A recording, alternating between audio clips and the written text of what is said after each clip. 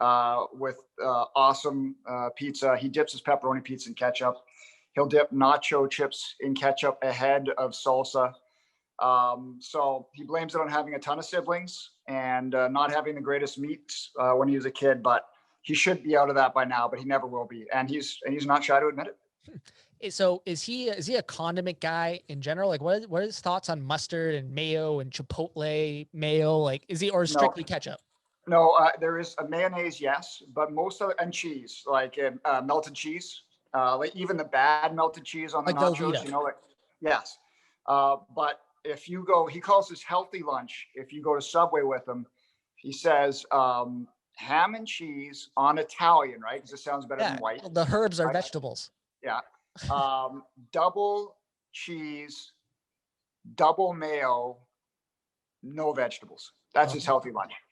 Yeah, well, hey, it makes sense. The herbs are vegetables, right? Like Yeah, oregano is a vegetable, so it makes that's sense. true. So I Yeah, can believe it. So you're yeah. essentially travel around with like a 6, 7 year old. That's a diet I would dream of when I was 7.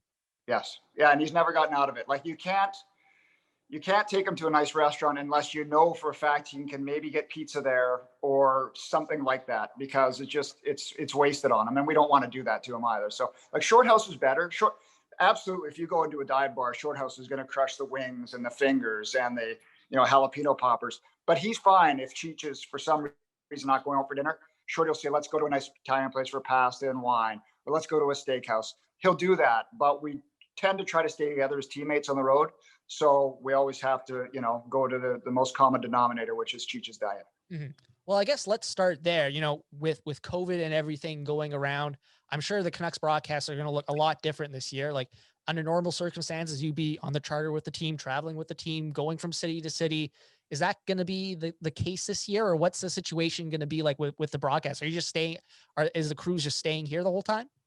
So you're going to be the first one to kind of know what's going on because they're still figuring it out. But no travel because the Canucks, of course, they have the taxi squad now, so the plane's going to be full and they're keeping their bubble tight, which makes sense. I mean, I was in Edmonton for the return to play, and I was in the rink but not in the bubble, so we were a long ways away from the athletes. So right now, I'll be doing, and Short Ellis and Cheech will be doing all the home games from Rogers Arena, albeit the walk-offs won't be we won't be side by side, it'll be through a camera, and then the road regional games too, which we'll be doing from Rogers Arena. So I mean, you're opening up from an empty rink no matter where you are.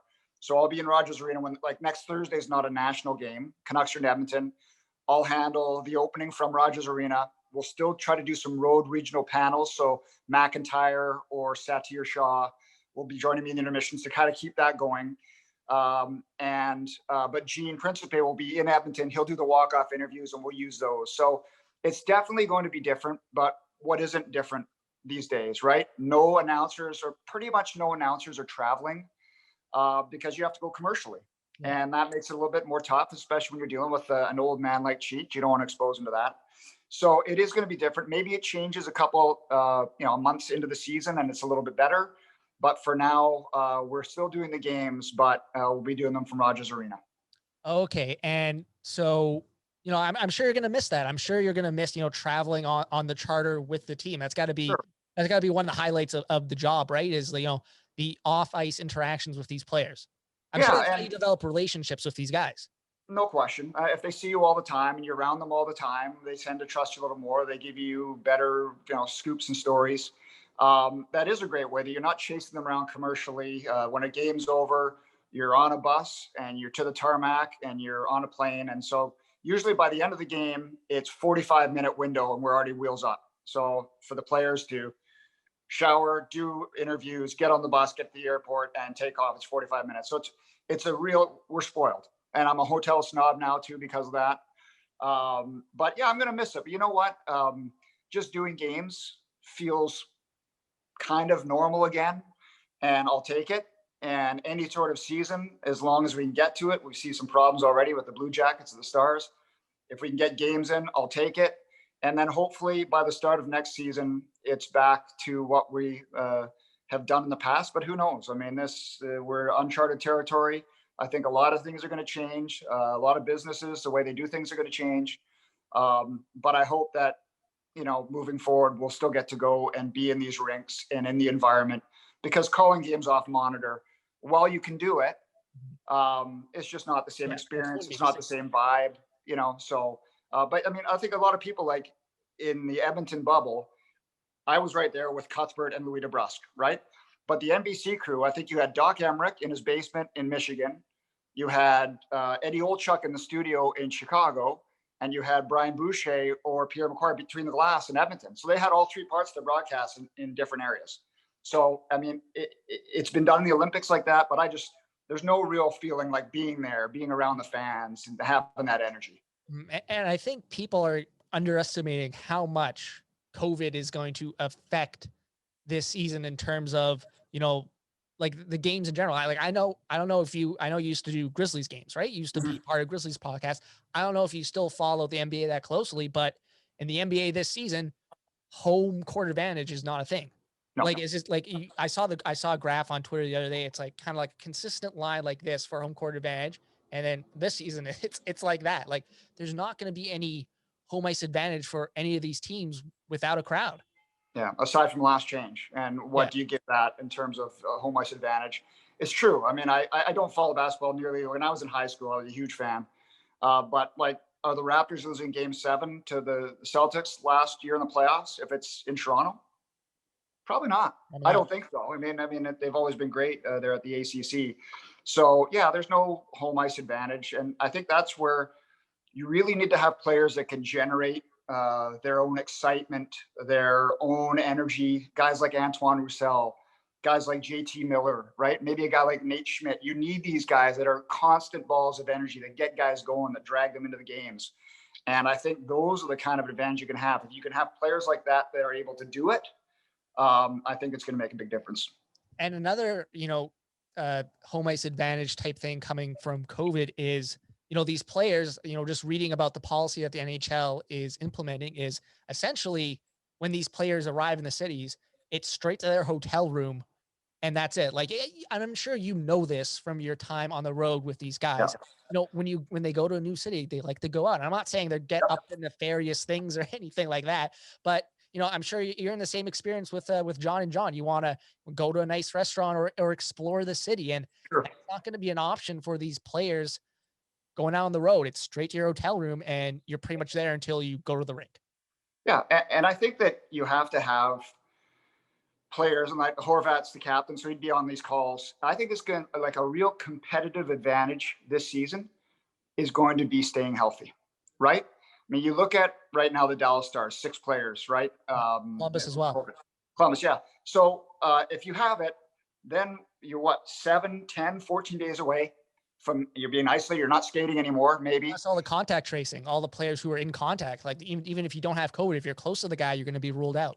Yeah. So if you can somehow manage to follow the protocols, I mean, you're never going to be totally safe. You're going to hotels where, people aren't in bubbles. You're playing in Toronto. So even though you're confined to your hotel, the guys that live in Toronto are going out for dinner and you're banging into the corners, right? So the testing is going to be every second day. Maybe they'll end up going every day. But I think, if you can somehow have your team follow these protocols as closely as possible and do the right things, and you can stay healthy, that's going to be a huge advantage this year when you're playing 56 games in 100 days. And also living in a region where there's not that much COVID. Like, we kind of gloss over that, but if you live in a region that has less community transmission, you're less likely to get it. And that's going to be a huge competitive advantage. Like, I'm looking at this division right now from a Vancouver Canucks perspective. I want to get your thoughts on it. I think the Vancouver Canucks have a pretty good shot at winning the division just because outside of Ottawa, and I'm not counting them out because of the COVID season, outside of maybe even Ottawa, any of these 6 teams have a shot to win the division. And I look at the Vancouver Canucks and I think, well, they live in an area with lower transmission, which means they're less likely to get it. Bear with me. And you got to consider these teams out east. I'm thinking Toronto, Ottawa, Montreal. They are not going to be used to the travel schedule this season. And obviously they have their own little region there and it's easy to get those games, but they're not used to traveling back and forth across this continent like they are this season. That's going to be a whole new thing for them. Yeah. But the only thing you can say to that is that there's like little mini series, right? So when Montreal comes into town later this month, they play 3 straight games. They're unpacking their bags. So it's not like game fly like usual, right? So I think I looked at it. If we were going to travel commercially this year, like if we had to, it was 22 flights and that was it for the whole season, right? That's not a ton. So while these teams are not used to coming west this much, they'll be flying west and they'll be playing a few games in Edmonton. Then they'll play a few games in Calgary. Then they'll come west, play a few games in Vancouver. So it's not going to be the same rigorous schedule as usual. But yes, I mean, these kids are young now. The travel doesn't bother them as much as some of the older guys. But sure, that maybe that could help a little bit. But I think it's just going to be such a unique season that it's really tough to predict how teams and how players are going to react to stuff like this. Dan, as a guest on the show, you're supposed to agree with me 100%. Yes, Nick, you're 100%. Like there's not going to be an issue with travel. Come on. Yeah, well, I mean, it might be. I don't know. I mean, I think that when you're dealing with these athletes and the amount of rest they get now and the nutrition and stuff, that they do tend to recover a little bit quicker. But it is going to be nice that, sometimes you see seasons where teams like the Devils don't go out of their time zone from, January 15th on to the end of the season. So that kind of garbage is not going to be happening for teams out east in Canada anyway. Mm-hmm. So you've been at Canucks training camp, one of the very select few to be allowed in Canucks training camp. What's it been like covering the training camp this year? Like, I know we had the bubble kind of training camp type thing, but the team was obviously decided by then. It was more of getting these players fit and ready to go before the start of the playoffs. So what's it like covering training camp this year with jobs on the line? And like, how close can you get to these players, or is it very strict bubble with this team? Well, so we are the media, and I'd say there's probably, 10 to 15 people there, right, with different outlets, and plus a handful of cameramen. So usually you could be sitting in the level 100 seats, right? You'd be 20 rows up watching practices. The press box this year is going to be the Encore Suite, and that's where we are now. So that's level 400. So it's still a good vantage point, Rogers Arena. It's still, you can see everything that's going on. You can identify players through their numbers. It's not tough. And that's where we're going to be all season long, because I think they need the press box because there's a bigger taxi squads, and that's the bubble up there, right? You can't be up there. So it has been different, but again, I kind of went through it in the summer, and the different part is the media part of it, like the dealing with the players. Like, you get a Zoom call after, like they leave the ice, you watch it, and then you find out, like, today, okay, we're going to give you Höglander, Rafferty, Miller, Horvat, and the coach. And then so you hop on the Zoom call, you ask your questions, you file your reports that way, you maybe do a chat with McIntyre. So it's different not going into the room. And I think the one thing you can do going into the room is you can have one-on-ones with players. So if you have an idea or you heard of something and you want to find out if this is right and it's a little scoop, you don't really have the avenue to do that now, because once you ask the question, everybody can hear it. Now, I mean, maybe if you have the odd player's number, you can go that way, so you can find it out that way. But I think that's the biggest difference, especially when you're on the road, when you have a chance to go in the dressing room and sit down and talk to a guy for 5 minutes. I mean, that's a really good time to find some stuff out, whether it's a visiting player or a player from the Canucks. So that's the one thing I kind of miss from this whole experience. So which players' numbers do you have?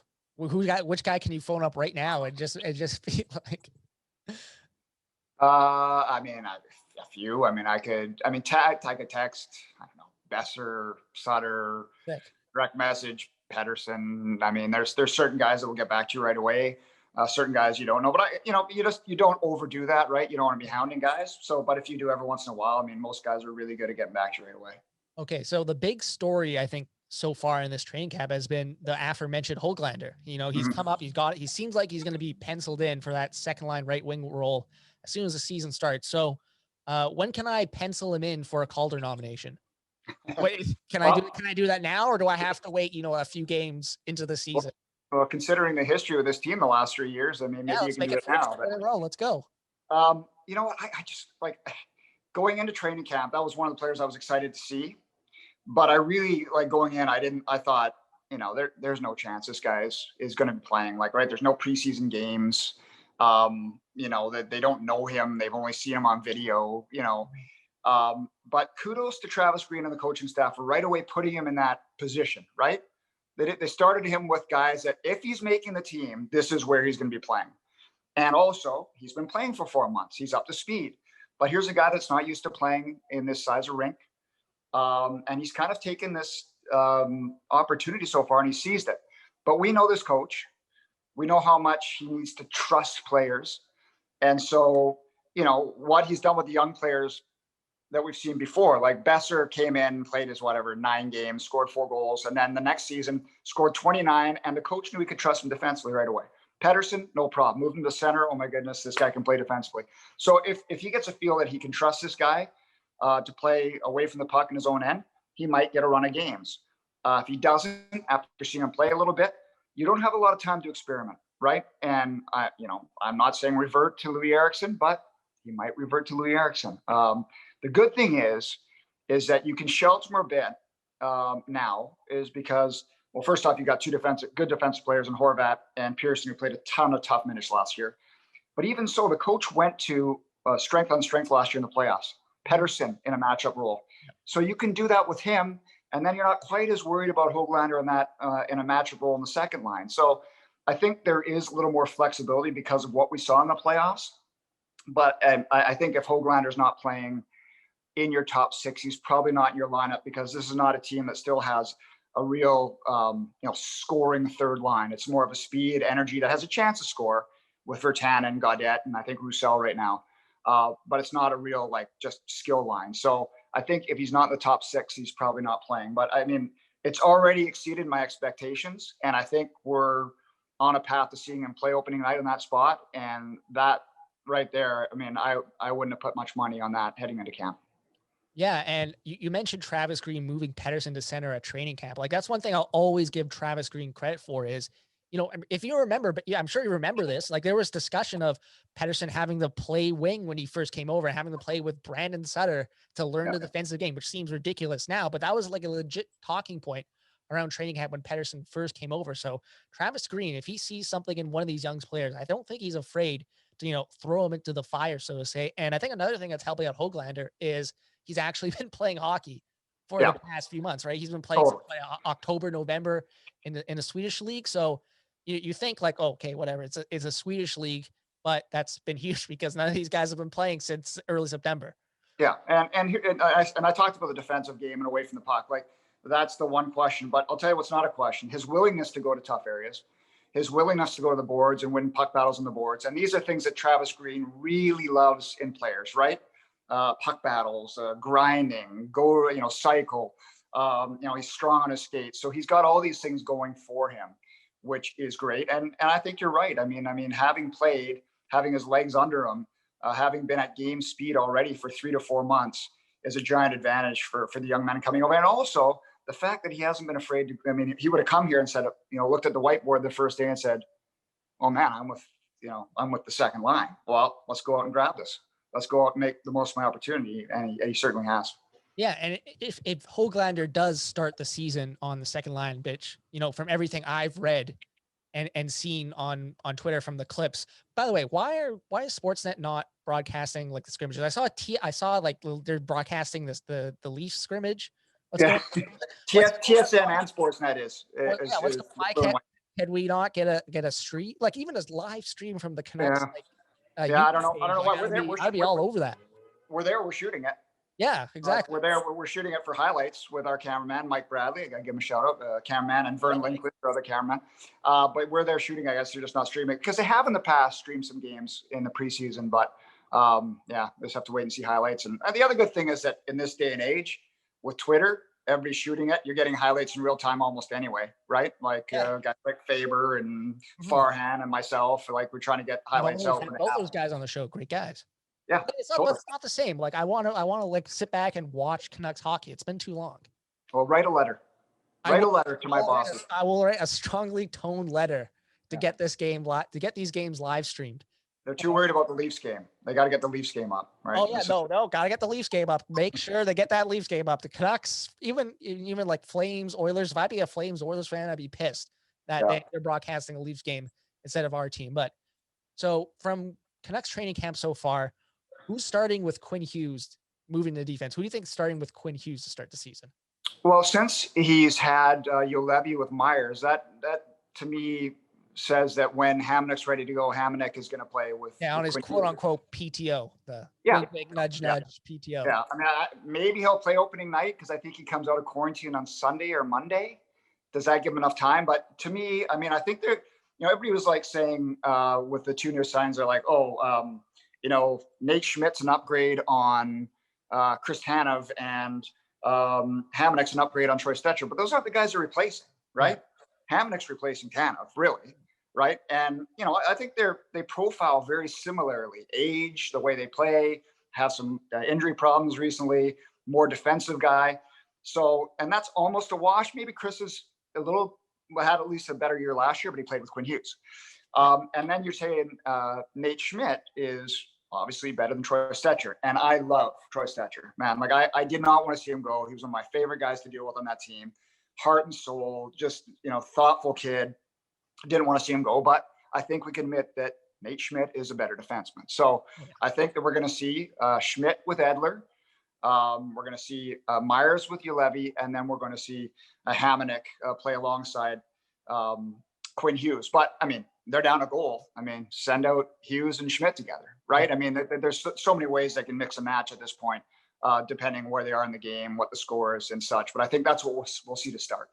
Can we still say Travis Hamonick signed a PTO if he never actually tried out with the team? He's been under quarantine since he came here. I know. I'll be interested to see what they do on opening. A quarantine tryout, like. I don't even know. They haven't even mentioned if he's allowed to skate. Because remember, other guys, when they came in from Europe or the States in the return to play, the bubble was still the rink, so they could skate with their group of guys that was in quarantine and then go back to their hotel room. So we haven't really got an answer. So maybe he's been able to skate a little bit, because this out of province quarantine, this is a league rule, right? If I go to Manitoba, I don't have to quarantine. You can still come back whenever. But he's getting on a commercial plane. He flies here, so he has to quarantine. So, I mean, it technically is a PTO, like Mike Hoffman's on a PTO, but I mean, they're just waiting to see. PTO. Yeah, I want to see what they do though, in terms of how they work the LTIR, how closely they get to the cap before they take Ferland and put him on. So there might be some other fandanglings we see just before the season in terms of which guys are on the taxi squad instead of on the opening day roster. Mm-hmm. And so, sorry, swing back to the forward groups. If Höglander does, start on the second line, which all intents and purposes, I think he will. I think that screams that Travis Green is moving away from the Bo Horvat has to match up against the best line. They have to be kind of the defensive line. I think if Höglander does start, you're looking at a top six that's built to score, and then maybe the bottom six is defense don't get scored on line. Like a line was a line was Brandsetter and Jay Beagle. If you're setting that out as your fourth line, you're saying just don't get scored on. That's your goal. Yeah, just keep it okay. That's usually what it is. That's usually what it is for a fourth line. And let's not forget, like JT Miller, Bo Horvat, Elias Pettersson, even Brock Besser. These are some of their best two-way players now, right? Mm-hmm. Defensively too. Yeah. But I mean, I know we rag on Sutter and Beagle a lot. And because of course, I mean, I don't know, at 5-5, they were outshot, like 90-45 last year in their minutes together. Like, it's not great. But I mean, Beagle gets sent out there for every D zone draw, right? I mean, they do play incredibly hard minutes. But one thing we did see is like on the fourth line, and we're recording this Friday. So today they had Sutter on the wing with Beagle, and then on the left side, Mott. Okay. But I think with Sutter on the wing, we also saw when they were practicing the PK, you saw a couple guys getting tryouts in that. Vertanen was getting tryouts in that. Gaudette was trying out the PK. So this tells me that Travis Green is thinking about those games where he wants to take out Sutter and maybe put in Zach McEwen, right? So you're not totally tied to having those two guys in the lineup just because of the penalty kill. And that's kind of the way it's been, right? With those two guys in the lineup. So seeing him tinker a little bit with the PK tells me that he's thinking moving forward, there's going to be days where I don't want to have both in the lineup. Yeah, exactly. And speaking of Jake Virtanen, Kyle Bowen, fellow podcaster here on the network, he had a bet. He made a bet that if Jake Virtanen scored 20 or more goals, he was such a hater on Jake Virtanen, he would shotgun 3 tall cans in a row. Is there any chance that we're going to see Kyle Bowen shotgun 3 tall cans this year? Is Jake Virtanen ever going to get the opportunity now that Höglander's here and it looks like he's going to be a third line player to get to 20 goals? Well, I mean, heading into last season, I would have said he wouldn't get to 20. And if they played the whole year, he probably would have. Right. And we COVID don't know what, saved Kyle yeah, shotgunning call counts. we don't know what's going to happen with Hoglander either. Right. Like if Hoglander is not the guy for that Well, I'm spot. already penciling him in for the Calder, so I don't know about you. Yeah. Well, I can't see you're 100% right. I hope you're right. But if he's not the guy for that line, I think it's Jake's getting the next chance if they need an offensive role. Right. So I'm not going to say never. Again, like we know Jake's deficiencies, which is usually he doesn't always have the willingness to drive the net. He doesn't crash and bang quite as much as people would like the size of his body. Consistency isn't always there, but there wasn't a lot of guys that scored 18 goals on this team last year. Right. And he still had 18 goals. So I think that you're still going to see Jake, especially if Hoglander is not exactly who we think he is. If they're down a goal, you're going to see Jake up there in the top six, right? Because even when he played with Pedersen and Miller last year in the limited minutes, that was a very dangerous line at both ends of the ice. Mm-hmm. They could be hemmed in a little bit too with Jake there, but he still has such a great shot. He has such great speed. And I think that he's still a pretty young guy. So although I think we know what we have in Jake Virtanen, I still think there's a little bit higher ceiling there for him to get to just because of, maturity. We saw that this summer working out with Myers.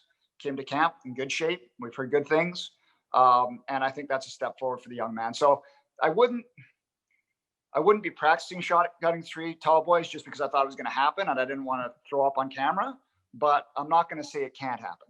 Okay, Kyle, you've been warned by Dan Murphy himself. So I was doing my research for this interview. You're from Abbotsford, right? Yes. Yep. Yes. Okay. Yep. Awesome.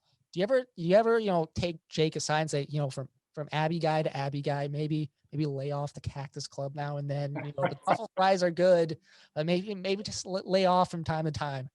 Yeah, I haven't said that. We've talked about Abbotsford, right? And then, I've got golf back here too, because I'm keeping a close eye on Abbotsford's Nick Taylor, Yes, playing Tournament of Champions. But, some guys take a little while to learn their bodies. And I think the Canucks have done a good job with a specific workout schedule, with meal planning, especially during the season. And they're going to have full control on meal plans this year, right? Because the guys can't go anywhere to eat. So they're going to be getting their meals a lot of the time from Rogers Arena when they're leaving, especially after morning skates. And on the road, the team's going to prepare all the meals. So there won't be as much time for Cactus for any of us. And that includes Jake. But again, I don't like to rag on guys for weight. I think he's learned his lesson with a couple of the camps in the past. Yeah. And his willingness to work out with Tyler Myers, who was a workout fiend in the summer, I think was a great decision for Jake. And just it proves that he's like, okay, a career is not an infinite amount of time. It's finite. And if I can score 20 goals in this league, then I'm going to be a very valuable asset for the Canucks, whoever else is out there. Okay. And moving on to the goaltending, I think it was very smart of Jim Benning and management to go for the platoon system, especially I think it was a good idea before we got the schedule, but especially now. You look at the back-to-backs, the amount of back-to-backs, the travel, the condensed schedule. You're going to need, a platoon system, and you're going to have to. Gone are the days of the goalie getting the vast majority of starts. It's going to have to be a platoon system for a lot of teams. You even saw with Montreal, who are obviously in the North Division, Scotia North Division, is what they're calling it. They went out and got Jake Allen solely, I think, because they need to, split starts with Carey Price. You can't rely on him to play all these games in a compressed schedule. So I guess my first question is, who do you think's getting that start on opening night? And how much is the split going to be? Is it going to be an even 50-50 start between Braden Holtby and Thatcher Demko? Or do you think one guy will take the reins, so to say, and get the majority of starts, as the season progresses? Well, I think it's up to players to figure out that part. Like if one guy is playing that much better than the other, I think we'll see a little bit wider split. I don't think it's going to be 50-50. I truly believe that, I think it's a 1A, 1B situation, right? It's not a 1 and a 2. But I think right now that Braden Holtby is the 1A. I think he'll start on Wednesday, and then I think Demko will start on the Thursday, right? They play back-to-back. I think ideally you'd like to have one guy that was, the guy to get 35 starts to 20 kind of thing, 35 to, 21. Would that be an ideal split? Maybe it's a little less. Maybe it's 30 to 26, but somewhere in that. But I think you need both guys to play well this season. You need wins from both guys. But I think if you're the coaching staff, you'd like to know that if one guy's actually playing really well and better, that's still a good situation to have, as long as both guys are still winning you games and giving you a chance to win games in a platoon situation. So I think that right now Holtby's the 1A, but that could change a week into the season. Yeah, and I think they signed Braden Holtby for the reason of at least giving him the start to begin with. And we obviously saw what Thatcher Demko did in the bubble. Like, he's very capable of taking the reins. Yeah. But if the season progresses, then if Braden Holtby slips up, because let's not forget he won a cup with Washington, but last season was not the best for Braden Holtby. But I think he can bounce back under Ian Clark, right? Like, if there's one guy who can turn around a goalie's reputation, we saw what he did with Jacob Markstrom. It's Ian Clark. Yeah. Yep, and also, I mean, let's not forget when he was having those great seasons, the Vezina seasons, the Cup, he was with Mitch Korn, right? Who's another very respected goaltending coach. So, yeah, I mean, I think the ceiling, we know what the ceiling is with Holtby, and maybe he's past his best before date. But I think you're right. I mean, he's talked about how last year was a tough year for him because he knew he was done in Washington after last season. So he said mentally it was a very difficult season for him. And I think he's refreshed. I think he's rejuvenated. I think having a new place to play and new teammates, that reinvigorates players. So I think that he is going to have a better season than last year. And, I hope that Demko does too, because let's not forget, in the regular season, Demko still has ups and downs. I mean, the recency bias is those 3 games against Vegas, he was lights out, right? But during the regular season, there was ups and downs, and he was not happy with the way he played when Markstrom was hurt. So I think he still feels he has a lot to prove. I like his progression, how it's been as a goaltender. It's kind of like the trajectory you want, almost like a Corey Schneider, the way he worked his way up in Vancouver's system. So I have faith in Demko, but I think right now that they're looking at Holtby as the guy. But hey, if Demko's playing lights out, I mean, I think both guys are mature enough to say, take the reins for now, because we know we're both going to get our starts. And the other big story coming out of training camp is the Travis Green contract situation. I think in a non-COVID world, this gets solved pretty easily and fairly quickly. But obviously, we know what's surrounded the Vancouver Canucks. They've laid off a bunch of PR staff over because of COVID, and it's a tough situation for sure. You don't want to see anyone lose their job. But, I thought last season, Jacob Markstrom was 100% getting re-signed. I thought, Jim Benning and management saw how much he meant to the team, and they would legit trade draft picks and assets to get rid of bad contracts to get him re-signed. And then we saw what happened with Calgary. He signs there. Can you reassure me that Travis Green is going to get a contract signed with the Vancouver Canucks? Because I think it's still going to get done, but experience with Jacob Markstrom has scarred me. I'm not going to lie. Yeah, I think he will. And for me, the one that I think hurt more, for me analyzing the team, was the Toffoli one after trading away assets and just I think the fit that he had on the team on the power play. But anyway, I think the deal will get done. Just the way that Green's handled himself from the start of camp, he's loose. Obviously he would like to have one now, but he's still got a contract for this season. If things in this world are looking like getting back to normal for next season and there's bums in the seats, we know this owner's always spent the money, right? He always has. Right now, purse strings are a little bit tighter, but I don't think it should be a tough deal to do either, right? He's making $1 million. League average is somewhere around 3. We don't have the data for all the coaches, but it's around there. So to me, coming out of this, it's like a 3 times 3, right? I don't think it's a tough one to do. Maybe I'm just being simple, and believe me, I've been simple before. But I think the deal should be fairly simple to get done. And I think that it will get done. And I'm not going to say it's the Hamnick PTO thing. That's a wink, wink handshake deal. But I think they're probably saying, listen, if things are trending back to normal, we're going to get something worked out with this team. I just hope that they don't really weigh this season a lot more than previous seasons, just because of the way the team has been built. I don't know if they've taken a big step back from the end of last season. I think this team might be better now than it was at the start of last season, right? But I just don't know if you should base his extension just off what the team does this year in this kind of crazy season. So do you get a sense there's sort of like a black cloud surrounding the team, like a bit of uncertainty that could derail the season because of Travis Green? Or is everyone pretty confident that, eventually something's going to get done? I bet half the players don't know he's in the final year of his deal, right? Honestly, I don't think they have no idea what Travis Green's up to. No, some of these guys don't have a clue what's going on. So I don't think they'd be worried about it, to be honest. he wouldn't have let that affect the way he did his day to day in his business. I think they know that if they have a good season, that the coach is going to be there because I think he took a big step in the playoffs last year with the way that he made adjustments.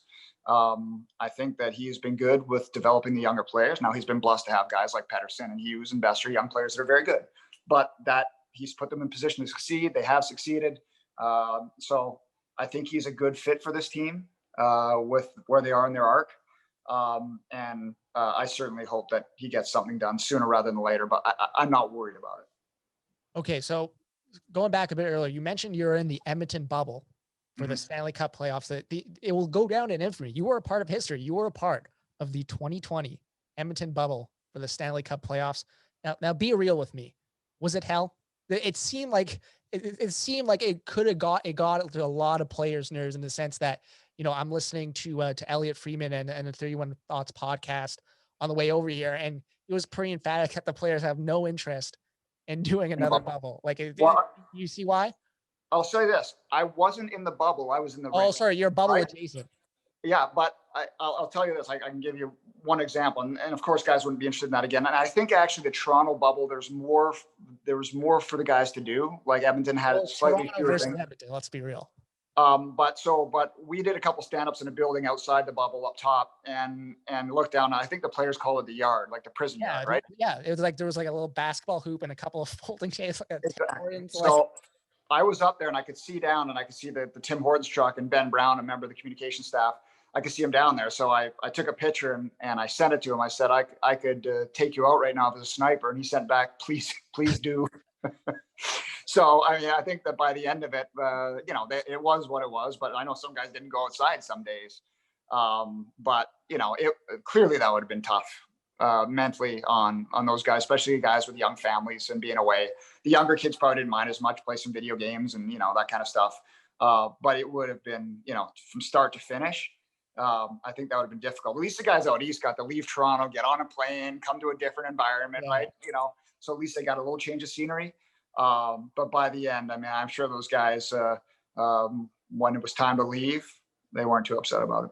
So were you allowed to go out to various restaurants and all that stuff, but you weren't actually allowed, you were allowed in the rink though, but just probably further far. I remember talking to Farhan Lalji while he was in the bubble, and he was kind of explaining that he was allowed kind of very high up, but not near the players or anything like that.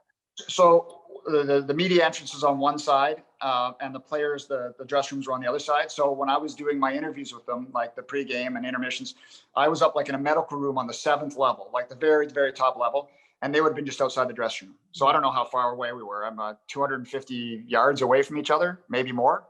But they had a camera and a screen so they could see me, I could see them, and you did the interviews that way. So we were nowhere near them. And then there was another level on the 500 level where Cuthbert and Louis were, and that's where I did the opens for the show. Yeah. And again, it was a great vantage point. I mean, you're overlooking the ice, and in terms of where we're sitting, it was like a suite. But yeah, it was. But I didn't do a lot of going out. I played golf a handful of times. Went for a couple dinners, but still, we were still COVID times. So what I did is I didn't stay at a hotel. I got an Airbnb so I could cook my own meals and do that kind of stuff. Because again, you're not going to morning skates. Right. So you're spending a lot. It got a little bit lonely spending staring at the same four walls, but I was happy to be working and going to the rink was a lot of fun still. Yeah. And I imagine again, you were a part of history. You're a part of the Edmonton bubble. From what I've heard, there's not going to be another bubble ever again. Fingers crossed. So does it feel cool to kind of be part of history that way? Or is it that bad of an experience? I want nothing to do with this. No, I don't say it's a bad experience. And in fact, when work called to ask, they didn't put pressure. They say, if you don't want to go, you don't have to go. Right. But I thought about it. I was like, this is kind of like a once in a lifetime experience. Yeah, exactly. It's going to be something a little bit different. You're going to be in a building where literally there's, in terms of the people watching the games that weren't staff and stuff like that, there might be 30 people in the rink watching this game. So it was different. It was kind of cool. It was a little bit weird. But again, I mean, once the game started, you're still calling the game. You're still doing your interviews. It's not quite the same, but it's kind of the same. I wasn't like Drancer. I didn't see 5,000 games in 3 weeks. I was there for So you weren't at the rink for like all the playoff qualifying games. what was different for our hosts. So because of cleaning protocols and all that kind of stuff, if you were the host, you were the host for that day. You did all 3 games, Oh, okay. right? Yeah. So you had like 15 different interviews, pre-interviews, intermission, post-interviews. So you did all three, and then the next day you were off, and then the next day you were a reporter, and then the next day you were back in the rink. So if you were the host, you did 3 games in a row, back to back to back. You got there at 9 a.m, you left at 10:30 at night, right? So that was different. But then you had a day off, and then you were a reporter, and you kind of filed the report, and you did a chat with whoever, Spectre or iMac or whoever it was. So that was different. But I didn't certainly like if I was actually, that's a lie. If I wasn't working that day, I still went to a couple games to watch because I was at night and I was just at home. And actually, if you're getting an Airbnb and it's a bubble situation and they say they have cable, make sure they have the right cable, because one of my Airbnbs didn't have Sportsnet. So if the game was on CBC, I could watch it. If it was Sportsnet, so I streamed it. I streamed. No, I didn't have Sportsnet or TSN1, so I streamed a couple games to watch on my computer. Okay, yeah. So if I ever have to enter a bubble in Edmonton, I will make sure when I rent Airbnb to check the cable situation. So Exactly. I want to get into a bit of your career. First of all, what year is this you start hosting a Canucks broadcast? What year is this going to be? So my first year was 0102. That was the year that they lost to Detroit. I was 7. Yeah. So that was my first year. Wow. Well, I mean, I got hired at Sportsnet the year that Quinn Hughes was born, the month that Quinn Hughes was born. Ooh. So that was the October of '99.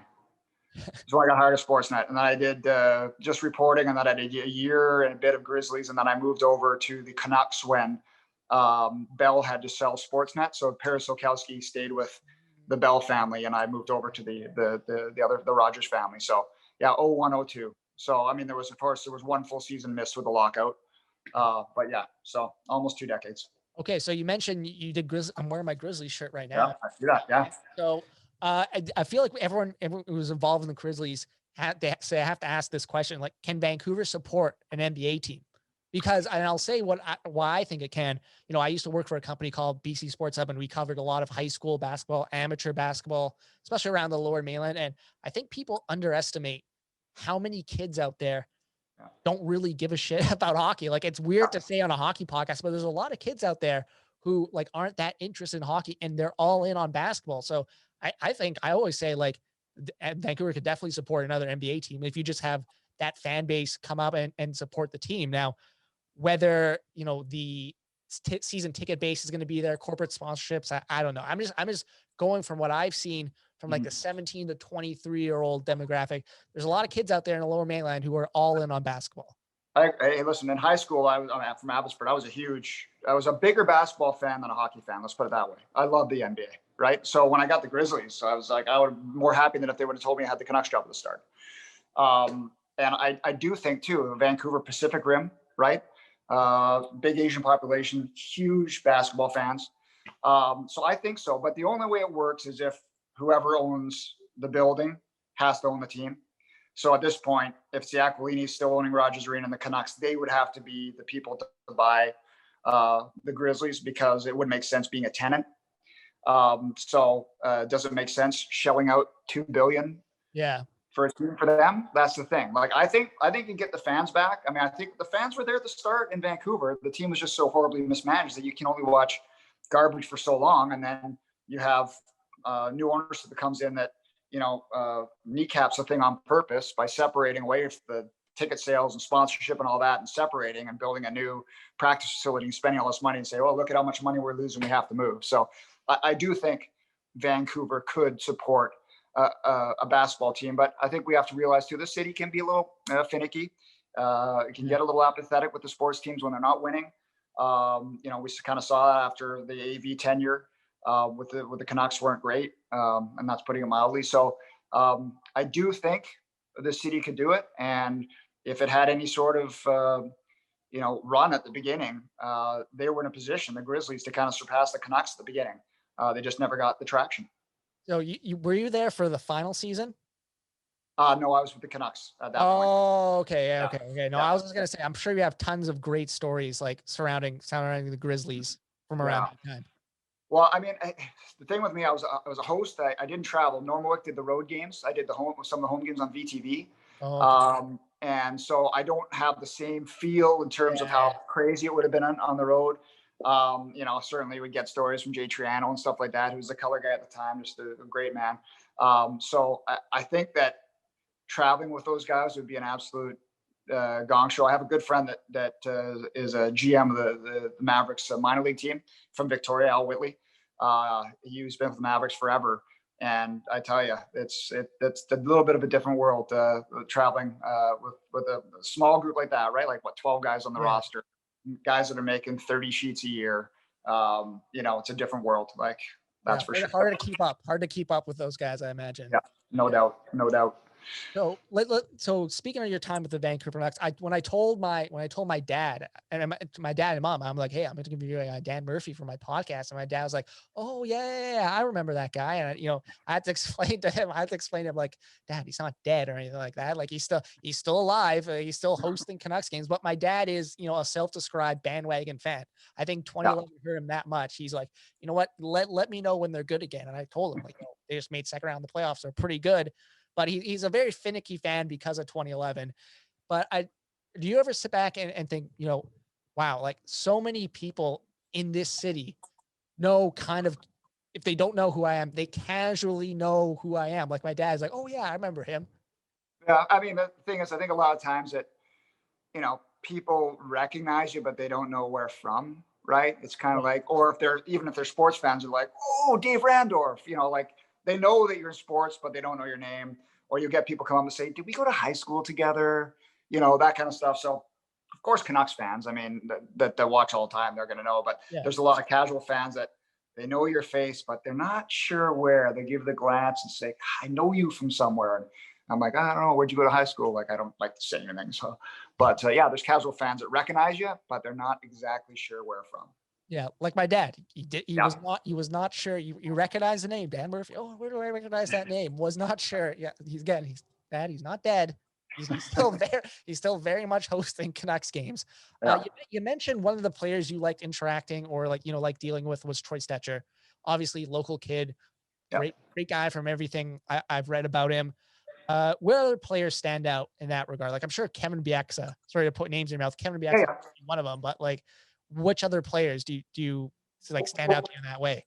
Well, BX would be at the top of the list. We had a really good friendship, and maybe it's because we kind of got into it at the same time. Like I was kind of getting into my broadcasting peak when he joined the Canucks, and he was kind of rising the ranks. And we had some same friends away from hockey. So, and just because he's so sarcastic and so witty and so funny, he was just super easy to deal with.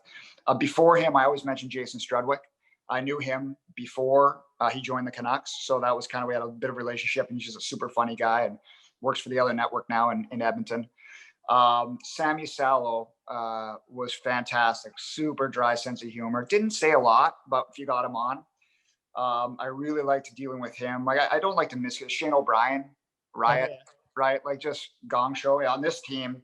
Antoine Roussel. Like if something happens in a period and you need someone to say something, I'm asking for Roussel, right? Because you don't know what he's going to say. And sometimes if something happens, and I'll say, can I get Antoine Roussel? And the PR staff will be like, why do you want Antoine Roussel? And I don't know, because I know he's going to say something funny. So he's good to deal with. But yeah, I mean, I can honestly say I haven't had bad experiences with any players that have been there, especially guys with tenure. I mean, it's been pretty smooth. But if you're asking me who to stand out, and Stetcher, more so because he was so thoughtful and honest in his answers. He didn't give you the cliche. He would always like think about the question and want to give you a good answer. And I just love dealing with guys like that are going to think about it, and they're going to try to give you something. Doorbell, let them in. I'll be right back. Okay, yeah, no worries. Back.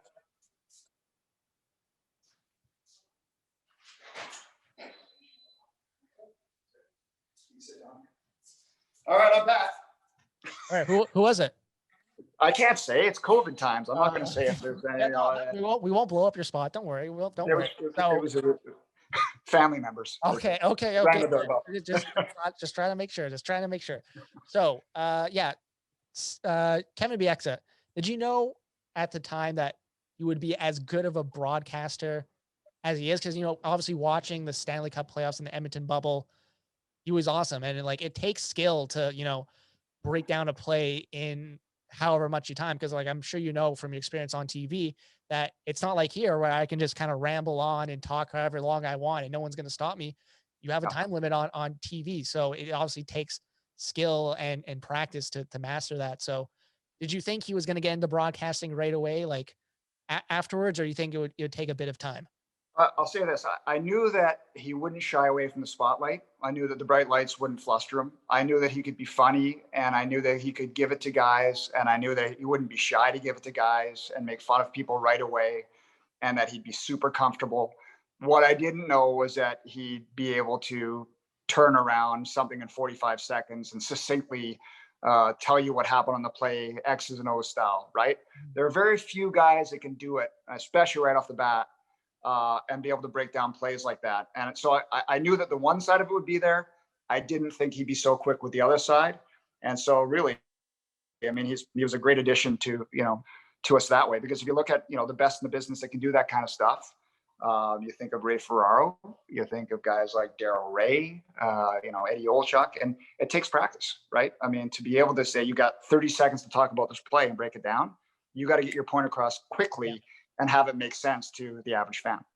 Yeah, exactly. And it takes skill, and he seems like he's got a great career, a very long career ahead of him. And I just love his relationship with Brian Berkey on the panel, right? Like you can tell like they go back a long, long way. And obviously the story about how Kevin Bieksa got like, recognized by Brian Burke or whatever. Is there any other cool stories like that surrounding like some of the Canucks? Not like in terms of fighting, but cool ways in which they kind of, got their break, so to say. I don't know. Like, I mean, I think none that haven't been told, right? Like the Burrows story has been told a million times. But I just think the one that when he finally got moved up to the top line, it was out of like AV throwing his arms up and wondering Pure if he could play desperation. that top line, right? And then that was January, and then they never looked back. So I love stuff like that, and I just like, I think some of the fun stories would be like guys that come in like Biega scoring in his first game winner, Lee Sweat, these kind of things, right? Like I just remember those things, that real cool moments. And guys that might not have been around, Justin Kurtz, I think, was another defenseman that scored early on. So those are kind of moments that I don't want to forget, because they were kind of one-off moments of players that you didn't see for a long time. So we have we're almost done here. Don't worry, but I have a couple questions from listeners and fellow podcasters here on the network. Trevor Beggs wants to know. Here, I got his question right here. He wants to know, what's your workout routine? Are you fitter than any of the Canucks, right? Any of the Canucks? And do you ever skip leg day? I don't skip leg day. It looks like I do. It looks like I'm riding a chicken. If I didn't work out, I would look like a bag of milk. So the workout routine it's steady. I wouldn't say it's super hard, but just try to eat right. And the rule you have on the road is, if you're going to consume calories, consume the bad ones through alcohol, not food. So that's one of my rules. Okay, that's some wise words. Do you have any like favorite spots on the road? Like when you go to a certain city, like you have to go to this place? We always go to the Tavern on Rush in Chicago.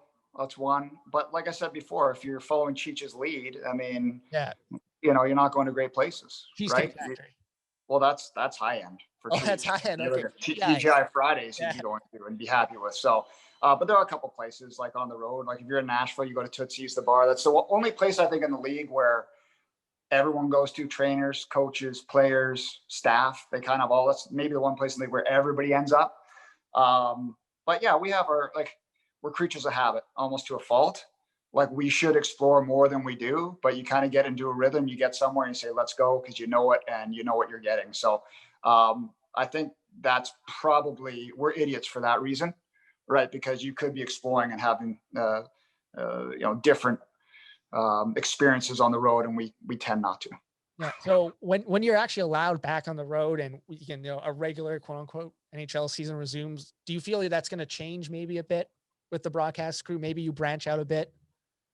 If Garrett's involved, no chance. So does he have like the veto? Like Basically, because you can't, if he's going there, we're not going to make him go by himself, right? So the other time he'll come where we want to go, but no, it's you might be able to find a new dive bar or another sports bar, a hole in the wall. Maybe you can find a new one, but as long as he's traveling with us, it's pretty much status quo. Maybe you and John Shorthouse have to have an intervention or something like that. No, no chance. No, he's too fun that way. And the other thing with Cheech, if you don't know, he orders beers 2 at a time. Wow. Yeah. We talking regular, like what's his beer choice? You're not gonna be surprised. It's Coors Light. Oh, the banquet beer. Yeah, Coors Light. No, Coors Light, not the banquet, the light beer. So yeah, Silver Bullet. That's where it's 2 at a time. You know what? I appreciate him. He's a man of simple taste. I can honestly respect that a lot. Here's another question I've got from a listener. Favorite Canadian metal band? Because I know you're a big metal fan. Probably Silverstein or Protest the Hero.